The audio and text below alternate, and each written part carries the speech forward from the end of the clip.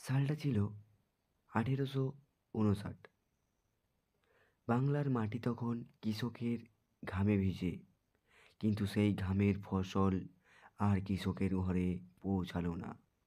ইংরেজ নীল চাষিরা জোর করে কৃষকদের দিয়ে নীল চাষ করাতো। আর এই ওয়েমের বিরুদ্ধেই শুরু হলো ইতিহাস খ্যাত নীল বিদ্রোহ।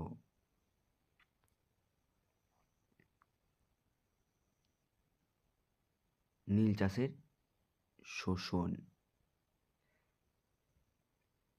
প্ল্যান্টাররা কৃষকদের বাধ্য করত জমির সবচেয়ে উর্বর অংশে নীল চাষ করতে। ফলে খাবারের ফসল নষ্ট হতো। আবার নীল বিক্রির দাম এত কম ছিল যে কৃষক ঋণের ফাঁসে জড়াতো।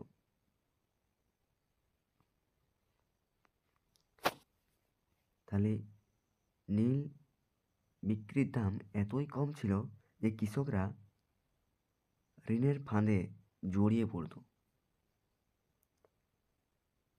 বিদ্রোহের সূচনা 1859 সালে নদিয়ার চৌগাছা গ্রামের কৃষক দিগম্বর বিশ্বাস ও বিষ্ণুচরণ বিশ্বাস নেতৃত্ব দেন এই আন্দোলনে। তারা ঘোষণা দেন, আর নীল চাষ নয়।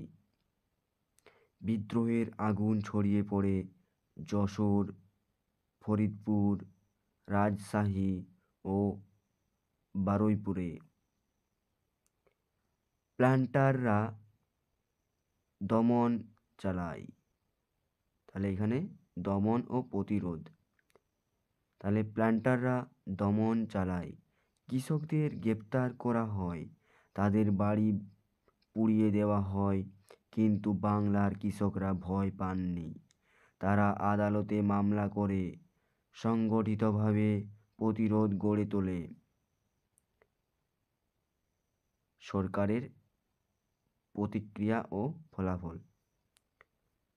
শেষ পর্যন্ত ইংরেজ সরকার তদন্ত কমিশন গঠন করে, ইন্ডিগো কমিশন 1860। তাতে সিদ্ধান্ত হয় কোনো কৃষককে জোর করে নীল চাষ করানো যাবে না।